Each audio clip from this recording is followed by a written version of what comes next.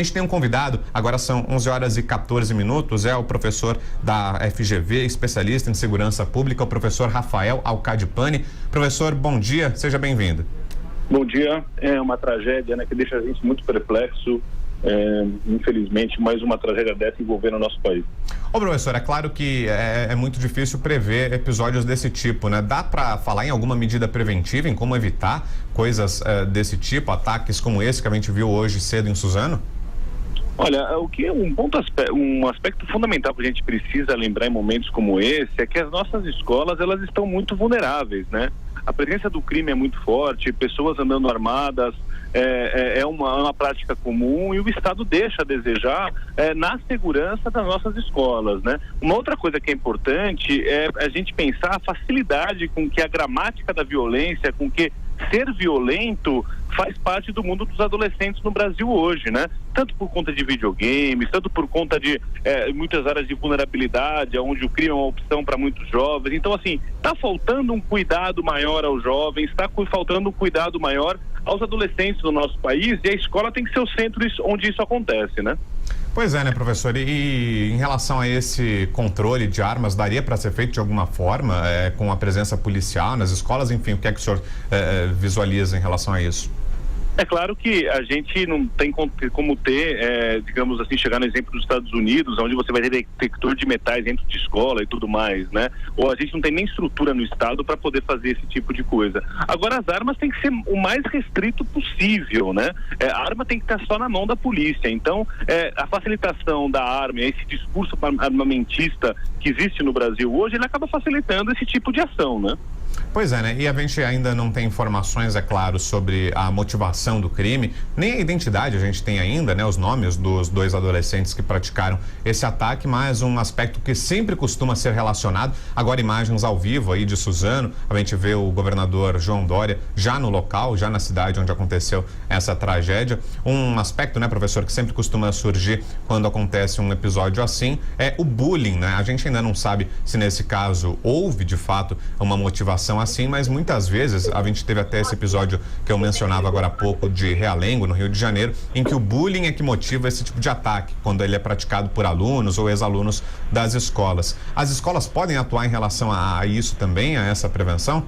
A prevenção do bullying é uma coisa fundamental, né? Como eu estou dizendo, falta política pública no Brasil para olhar para esse adolescente, falta política pública para olhar para esse jovem. A gente vê agora no Brasil um momento onde o Ministério da Educação está perdido em ideologias completamente obscurantistas e devia estar olhando para cuidar desse jovem na escola, e a gente não vê isso acontecendo. Ainda é óbvio, é muito prematuro a gente dizer o que foi, mas o bullying sem dúvida é um aspecto. Agora, tem uma outra coisa que me chamou muito a atenção, é o grau de, digamos assim, de profissionalismo. Parece que as pessoas que cometeram esses ataques estavam com luvas, estavam com toucas, quer dizer, é uma coisa elaborada, não é uma coisa de emoção, é uma coisa pensada, organizada, e que a polícia vai com certeza ter que nos ajudar a fornecer essas respostas, né? Nesse momento a gente precisa também se congratular e mandar toda a força possível, tanto para as famílias quanto para os policiais, para os médicos, para os socorristas, que são verdadeiros heróis que nesse momento estão lidando com uma situação tão marcante e tão difícil como essa.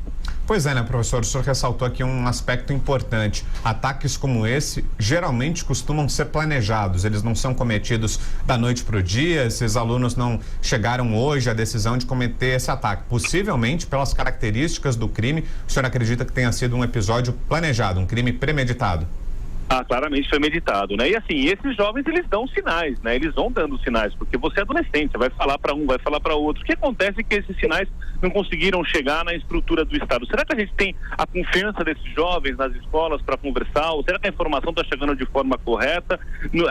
Mesmo para as próprias polícias, no momento onde o policial em São Paulo está sem aumento, né? No momento onde a estrutura da Polícia Civil está com bastante problema, quer dizer, isso é um outro aspecto que eu queria destacar. O que falta também no Brasil é a articulação de política pública. A gente olha a segurança isolada da educação, a gente olha a educação isolada da saúde. Em momentos como esse, a gente vê a importância de ter políticas que sejam integradas. A segurança tem que estar em contato com a educação, né? Essas coisas não podem ser isoladas como elas são no Brasil. É preciso haver mais integração entre essas áreas. Pois é, e na visão do senhor também um controle em relação às armas, para que isso não tenha uma circulação tão fácil, para que esses jovens não cheguem tão facilmente a esse tipo de produto. Sem dúvida, a arma, nesse caso, ela é claramente um fator decisivo. É decisivo nos Estados Unidos, onde isso acontece, quando aconteceu na Austrália, quando aconteceu em outros países, né? Arma só na mão da polícia. Eu entendo que muita gente está desesperada, quer ter o seu direito à arma, mas assim, uma arma fácil, né? Uma arma dentro de uma casa, para ela ser extraviada, para cair nas mãos erradas, é muito fácil, né? E de novo, né? Um aspecto que eu acho muito importante a gente destacar, e a investigação policial vai nos dar respostas para isso, é o grau de planejamento, o grau de audácia desses criminosos que acabaram por cometer esse absurdo aqui na escola em Suzano. Perfeito. É a palavra do professor Rafael Alcadipani, ele é professor da FGV, a Fundação Getúlio Vargas, especialista em segurança pública, falando com a gente sobre esse ataque em Suzano. Ô professor, mais uma vez, na medida do possível, um bom dia, obrigado pela participação, pela presença. Obrigado, um abraço.